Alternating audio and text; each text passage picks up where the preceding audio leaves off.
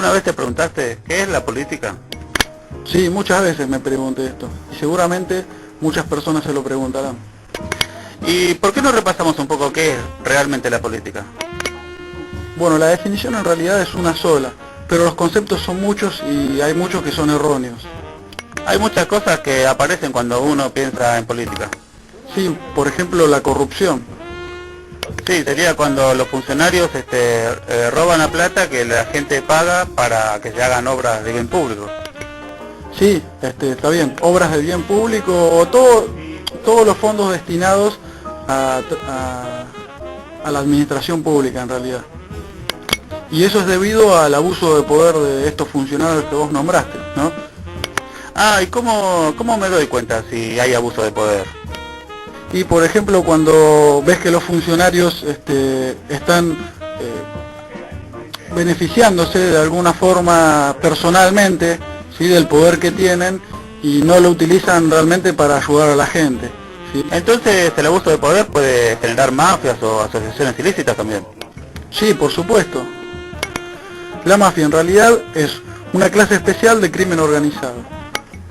Y después tenemos el clientelismo, que es cuando estos funcionarios corruptos se abusan o se aprovechan, mejor dicho, de las necesidades de la gente, ¿no?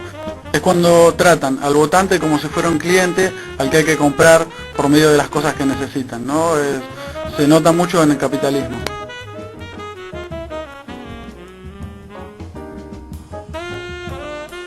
También tenemos la demagogia, que consiste en apelar a emociones para ganar el apoyo popular. La demagogia se nota en el discurso, en la forma de presentarse del político. Bueno, y un último punto sería el amiguismo, ¿sí?, en donde el funcionario que ejerce un alto cargo agarra y primero acomoda a sus familiares, amigos y demás personas para que cumplan funciones que tal vez no tienen la idoneidad para cumplir.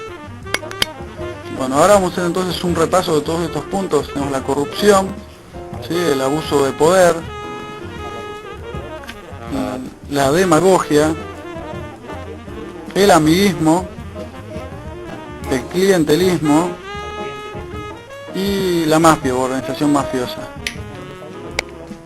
De lo que realmente se cree que es la política falsamente y erróneamente. Con Adolfo Panameño, director de Karma Producciones El Salvador y analista político. ¿Qué tal? Mucho gusto, Adolfo. Un gusto, gracias por invitarme. Un placer es nuestro. Tenemos algunas preguntas que quisiéramos hacerte. ¿Consideras que el sistema político nacional toma en cuenta la moralidad y la ética en las decisiones? Sí, efectivamente. El problema es qué consideran ellos aceptablemente moral para uno, para otro. Se tiene un mecanismo universal para poder definir qué se tiene que hacer por correcto moralmente, que son definiciones humanas, más allá de cualquier concepción política o filosófica. Sin embargo, dentro de un sistema político, siempre, que en este caso es de corte capitalista, siempre se tiende a dominar una clase sobre la otra. Por lo tanto, hay un concepto moral dominante, que es el concepto que tiene la clase que controla los medios de producción. Por lo tanto, ellos van a mantener ese concepto moral para solventarlo hacia ellos mismos. Y en consecuencia van a tener otro concepto que va a querer que la clase que ellos dominan adopte como buena.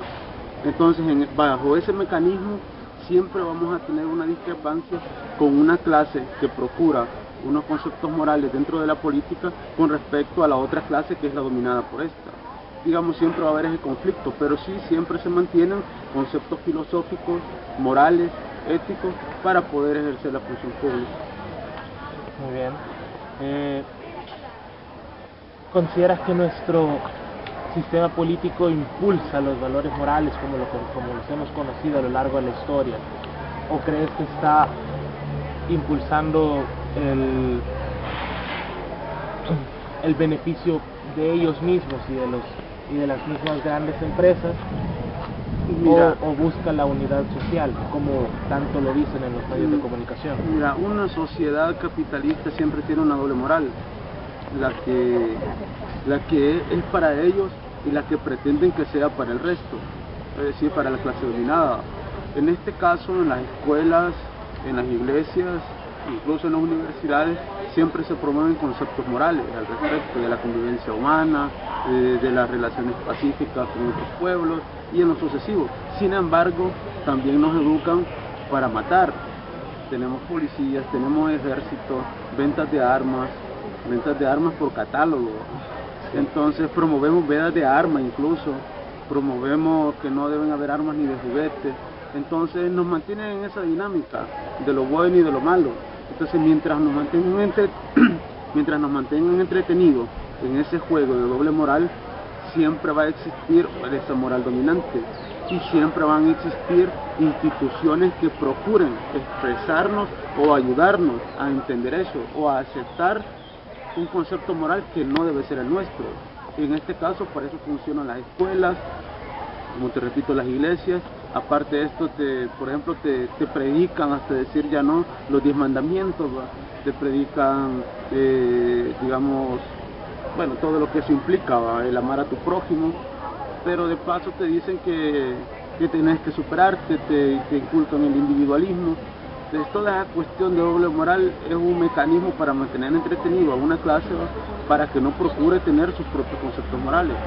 Para que no cambie la ideología que con esto cabal, siempre le imponen, ¿no? Cabal, siempre la moral dominante de la clase dominante procurará sostenerse para ella y procurará crear otros conceptos morales para la clase dominada.